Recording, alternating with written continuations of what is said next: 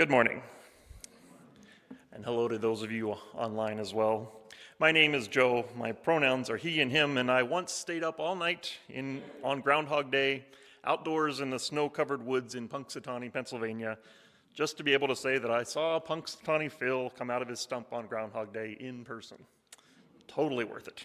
And when Eileen said that there was religious traditions built up around this day, I thought she was going to explain the deep meaning behind Punxsutawney Phil and Groundhog's Day, but apparently not. This story is such an insignificant story in the grand scheme of things. A young couple takes their new baby to church for the first time. While they're there, a pair of elderly strangers make a big deal about the baby, and then they go home. Pretty basic story. Of course, there's a bit more to it than that, but not a whole lot. Not compared to the dramatic birth story and angel choir of the previous episode, not compared to the miracles and adventures and tragedy yet to come.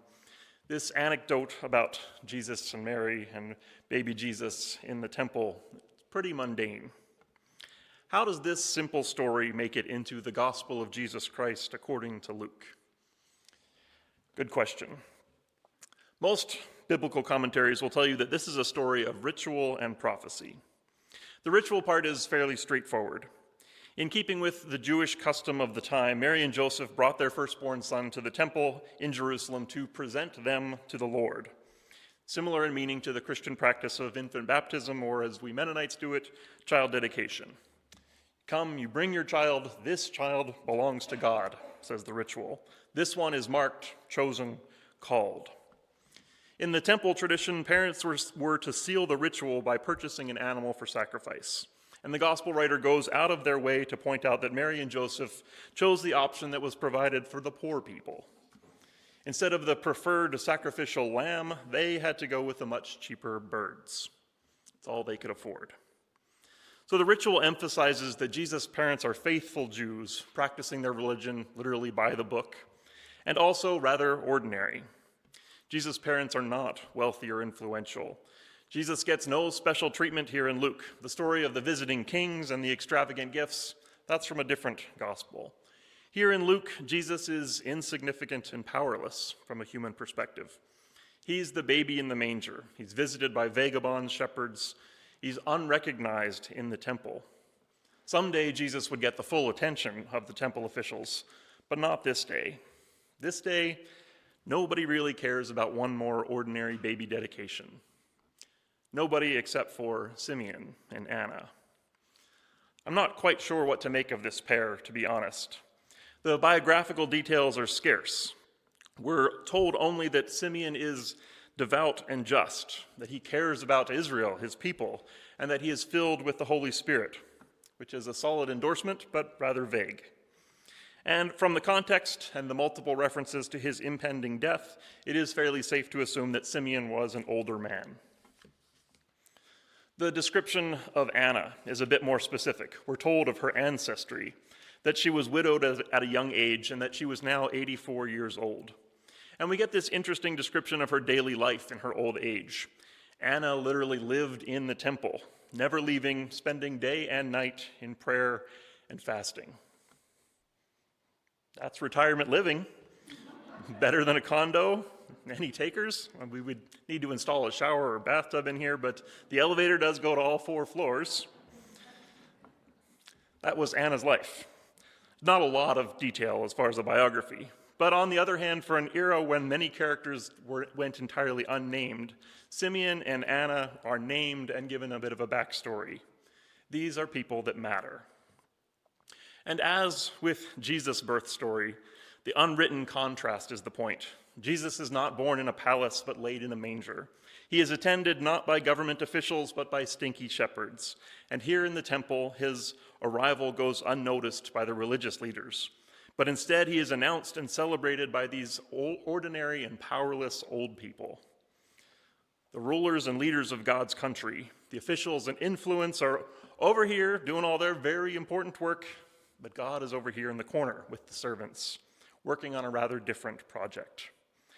These ordinary people, in spite of their lack of status, even because of their limitations, they are the ones to recognize and celebrate the Messiah, God among us. Anna and Simeon are special, not because of their qualifications, but because they are the ones paying attention. The name Simeon, Shimon in Hebrew, means he heard, which is drawn from the most famous of Hebrew prayers, Shema Yisrael, hear my people. Simeon, he heard. He is the one who is faithful, the one who is what Israel is meant to be. Simeon gets it. And Anna, like her Hebrew ancestor Hannah, means favor or grace, chosen. Again, this is what the people of God are meant to look like. Not power or influence, but attention, listening, presence. And so Anna is given a title, Anna the prophet. She sees while Simeon listens.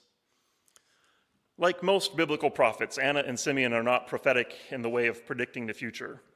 The Gospel of Luke was written decades after this event, so as a prediction, this is a pretty weak story. No one in Luke's audience is going, oh wow, Luke tells us that these two strangers knew even when Jesus was a baby, they knew that he was the Messiah. Well, that proves everything. That's not, the ancients weren't dumb or gullible. They just valued a different way of making meaning than we are used to. So this is a different kind of prophecy, not a prediction, but an expression of meaning and a call to live now in light of the hope of the future. Luke doesn't tell us exactly what Anna said to Mary and Joseph, but we do have the specific prayer from Simeon. Now, God my master, let your servant go in peace according to your word. As Luke told us earlier, Simeon was convinced that he would not die before he had seen the Messiah. So now he has seen the Messiah and he is ready to accept that promise as kept. Now, God my master, let your servant go in peace according to your word, because my eyes have seen your salvation. You prepared this salvation in the presence of all peoples. It's a light for revelation for the Gentiles and a glory for your people Israel. As far as I know, this isn't a specific quotation, but this sounds a whole lot like the Hebrew prophets of the past. We don't specifically know what Simeon believed about the Messiah, but whatever it was, there was something in his encounter with Mary and Joseph and infant Jesus that led him to believe that this was it. The time was now. So Simeon is reaching into the past and drawing on the tradition, the hopes of his people for generations. And he's reaching forward into the future, the day of salvation, where the Gentiles and Israelites will live together in the light of God. And he's holding on to the past and the future, pulling them together to meet here in the present, in this baby right in front of him today. Anna, likewise. Again, we have this pattern of past and future. This time it's personal, with Anna's personal story, her past of losing her husband and then finding herself in spiritual practice. And then she's also reaching into the future, telling her friends in the temple who were also looking forward for their redemption. And again, she's bringing those two together into the present moment in this person of Jesus. So that's the story, both Anna and Simeon affirming the longing of the past, tying those together with the hopes of the future, and using both past and future to inspire and give meaning to life in the present. And that is what this simple story is doing here in the Gospel according to Luke, bringing past and future together, making them personal and present, in the person of Simeon, the one who gets it, and Anna, the one who is chosen. And what they get, what they know, the meaning that Luke is laying out with their story and through the whole Christmas and Epiphany narrative is that the Messiah is for everyone. Most Bible scholars agree that one of the things that makes Luke's gospel unique is that it is written primarily to a Gentile audience. As the followers of Jesus made their way across the Greco-Roman world, there was a lot of debate around the religious identity of this new approach to faith. For Jewish Christians, the question was, are we still Jewish? Their critics accused them of heresy, of abandoning their roots for this new and subversive faith. And then the Gentile converts also faced the question of legitimacy. If this was a Jewish faith, then how could Gentiles belong unless they first converted to Judaism? And if the Christian faith was not Jewish, then what claim could they have on Jesus as the Jewish Messiah? So Jewish or Gentile, something new, how does all of this hold together? This story and Simeon's prophecy is part of Luke's answer to that question.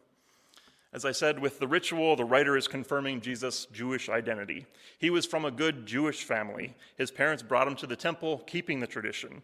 He was met there by a Jewish prophet, two of them actually, and these two faithful Jews recognized Jesus as the Jewish Messiah, and then pointed beyond it. You prepared this salvation in the presence of all peoples. It's a light for revelation to the Gentiles and a glory for your people, Israel. Jewish, Gentile, it's a both and. Being a faithful person of Israel leads to the inclusion of the Gentiles. That's the move here. Jesus is firmly Jewish, and Jesus' Jewishness led him and leads his followers on to the place of inclusion of the Gentiles, which was most of Luke's audience, spread across the Greco-Roman Empire. Jesus is 100% Jewish, and if you do that, if you follow that path all the way, Luke says, you will go beyond it. You go beyond ancestry, ethnicity, culture, and religion to oneness. Shema Israel, the Lord our God, the Lord is one. That has always been the heart of Judaism. That's what Luke is pointing to, unity, even with the Gentiles. This guy gets it. So be Jewish, be Gentile. Jesus includes and transcends both of those categories, just as he included and transcended shepherds and kings, outcasts and influencers. This story, this Messiah, is for all people. That's what this story is doing in Luke's gospel. Yet another reminder that Jesus is good news for everyone. Now, we talk a lot about inclusion around here, so I'm just going to leave that there today, preaching to the choir and all of that. Instead, as I'm doing this work of holding the past and the future to try to inform the present, I see two other things in this story that I would like to highlight. Beyond the literary criticism that I've been doing, reading this as a simple human story, there's the big unanswered question for me. How did Simeon and Anna know that this baby was the Messiah? Simeon was led by the Spirit, Luke says, but what did that look like? Mary was visited by the angel Gabriel, the shepherds got a whole choir, and the Magi followed their star. But none of that is here. We just know that somehow they knew. How did they know that this was the day, that this child was the one they'd been waiting for their whole lives? And that's the real question, of course. They had been waiting for something their whole lives, something that they didn't see until the very end of their lives. How did they keep the hope day after day, waiting for something that just never seemed like it was going to get there? I even want to argue with Simeon. Your eyes have seen the salvation of God? Really? I mean, that's just a baby. You're going to die before he's old enough to do anything. You just said so yourself. You're longing for the world to change, but this is just a baby. All you have is a sign, a symbol. All you have is hope. How do you still have hope? I don't know about you, but I've really been struggling with finding hope here in the world as we know it in 2025. And when I read about Anna and Simeon, I'm reminded that we are far from the first society to find ourselves in a severely uncertain, messed up world. Pick your modern problem, and there was some version of it in the first century Judea as well. Simeon and Anna were no strangers to the vulnerability of life. And yet it seems that both of them saw the world through the eyes of expectation. They were dissatisfied with present reality, and yet they were hopeful for the intervention of God. Not like someday, but like now, like let's go to the temple and find God's salvation here today. Let's live at the temple, just so we don't miss anything. That kind of expectation. I want some of that. Not relentless optimism or happy thoughts, not a self-delusional faith, but an eyes wide open kind of hope that we will get through this. All will be well. We will have what we need. Everything is going to be okay. Let's go. Every time I sit down at the computer these days, I move reflexively to click on the Guardian World News. That's what I usually do when I sit down. These days I stop myself. How is clicking on that website, reading this, how's that going to help anyone? It's not good for me. only makes me feel bad, doesn't change anything for me. So I don't. Instead, I want to see through the eyes of Simeon and Anna with expectation and trust. How do I do that when all I can see is inevitable decline and disaster? Let me tell you, I really wanted to answer that question in my sermon this week. 3 simple steps to eyes of hope. Sorry, I'm not there yet. I have been listening to a book from Brian McLaren about dealing with the climate crisis, Life After Doom, Wisdom and Courage for a World Falling Apart. This book is not for everyone, and Brian writes that up front, and I would agree with him. It's not necessarily a recommendation for everybody, but I have found it helpful so far. And there is one piece that I want to share this morning. In the words of spiritual educator Cynthia Bourgeau, our great mistake is that we tie hope to outcome. If we can see a likely path to our desired outcome, we have hope. If we can see no possible path to our desired outcome, we have despair. If we are unsure whether there is a possible path or not, we keep hope alive, but it remains vulnerable to defeat if that path is closed. When our prime motive is love, a different logic comes into play. We find courage and confidence, not in the likelihood of a good outcome, but in our commitment to love.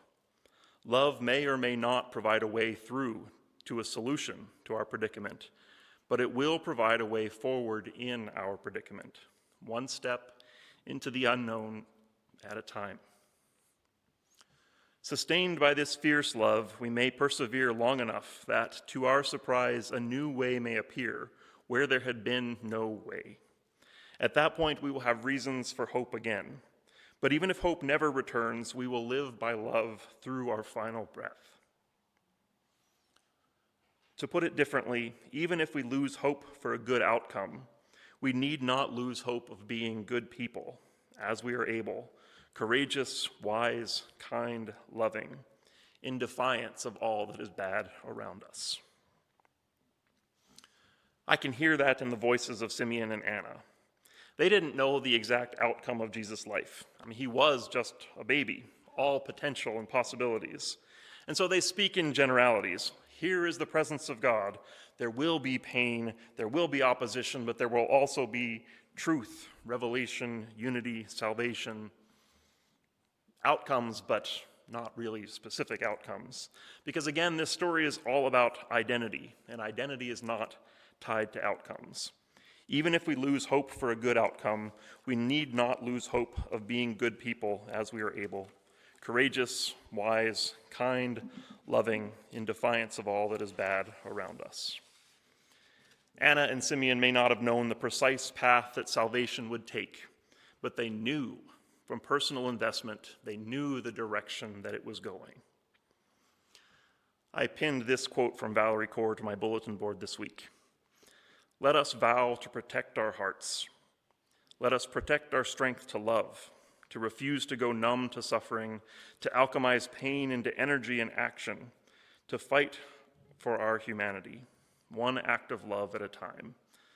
So let us pull each other out of rubble. Let us listen when it is hard. Let us refuse to hate. Let us practice the world we want in the space between us, with every choice, every word, every encounter, every breath. Let us make the meal, pour the tea, lay the brick, plant the tree. Let us sleep and dream. Let us dream of the world we are laboring for and trust in our role in the labor. That is hope that I can get my hands on, one day at a time. Finally, I see in this story the very practical opportunity that each of us have to be a voice of blessing, a voice of encouragement to those around us. Beyond the prophetic and miraculous Messiah stuff for a minute, let's consider this story on a very human level. So here we have, as Eileen laid out for us, Mary and Joseph, teenage mother, first-time father, far from home, just 40 days removed from a rather traumatic birth story. Like all new parents, they are exhausted. They're barely sleeping. They can't tell night from day. They're worried about finances and travel arrangements to get back home. And now they have to make an additional trip into the busy capital city to visit the temple, to jump through some religious hoops that are probably really important to some unseen mother-in-law in the story. So they get all dressed up to go to church. They stumble their way through those hoops, buying the sacrifice, standing in line to see the priest who has probably done 73 of those blessings already today. Blessed art thou, son of Israel, and don't forget to pick up your souvenir Torah scroll as you exit through this gift shop. Then they stumble blearily towards the temple doors, only to hear a voice rising above the crowd. It's you. You're the one. This is the one. My eyes have seen the salvation of our God. And that is a little disconcerting, but then Simeon comes over and explains himself and tells them again, this child, your baby, matters. Thank you for being here. Thank you for bringing him, for raising him. He will do great things. His eyes fill with tears, and though they don't really get everything that he's saying, they are filled with awe again that, yeah, this is their baby, this is God's child. They have the responsibility to care for this child. And then the temple grandmother comes over and gives them a great big hug and asks to hold the baby and starts dancing around with joy, showing him off to all of her temple friends, treating these strangers and their baby like family. You matter. You're doing great, Mom and Dad. You've got this. Your baby is so, so special. Messiah or not, that is a miracle story. New parents need to hear that as many times as possible. We see you. You're doing great. You matter. We all need to hear that as many times as possible. And so when I read about Simeon and Anna, I'm reminded of a friend from our church in Vancouver who blessed us when Carrie and I were new parents with Sarita. Doris would want me to tell you that she is way younger than Anna, but she recognized that we were far from home and family, and so she offered to be our person. If you need anything while you're in the hospital, if you need anything once you're home, diapers, a meal, someone to do the dishes, babysitting, whatever, Doris had our back. That mattered to us. Still matters. I think of other voices that have blessed me through my journey. Ruth and Erdman, the truly old couple from my church as a kid, who somehow, for some reason, took an interest in me in particular. They sought me out at church to say hello and to ask how school was doing. They told me every week that they were praying for me, and they meant it. I couldn't have named it at the time, but to have adults who weren't related to me actually know my name and know something of what I was up to, and to hear on a regular basis that they thought about me beyond Sunday mornings, that mattered. I think about Mel, one of the leaders at Carpenter Park Mennonite Church, where I was a volunteer youth worker. Mel was the first person to take me aside and tell me, you should go to seminary. He could see me doing this pastor thing. I think about Daryl and Kathy from the same church who saw me struggling with finances and life as a young adult, and they offered to let me stay in their spare bedroom for a year while I was in university. I think of an older man from my church in Vancouver, Mr. Sawatsky, who vouched for me when I was in trouble for something that I said. There was a congregational meeting, it was a whole big deal, I was kind of on trial, and Mr. Sawatsky stood up and said that he had been to my Bible studies, and while he didn't always agree with me, he would vouch for my love of Scripture. That comment went a long way with the others in the congregation, probably saved my job that day. Of course, there are many other voices who have blessed me over the years, including many of you. I'm sure that I hope that you can think of similar blessings that you have received. We all have that power to be Simeon and Anna, to bless someone with our words, and you never know how much of an impact that can have. I know that's very simple, but how many times do I not say something because, I don't know how it's going to be received, I don't want to intrude, I don't want to be awkward, I'm going to say the wrong thing, they probably already know this. Anna and Simeon remind me that it is worth the risk. People need to be seen. They need to hear out loud that they matter. You might see something in them that they can't see in themselves. They might need you to contradict the voices in their heads that tell them that they're worthless, that nobody cares. You can be the voice of blessing, the voice of God. So that's what I see in the story of Anna and Simeon. Secure in their identity, open to a wide view of the people of God, filled with true hope, and willing to speak God's love to those around them. May it be so with us.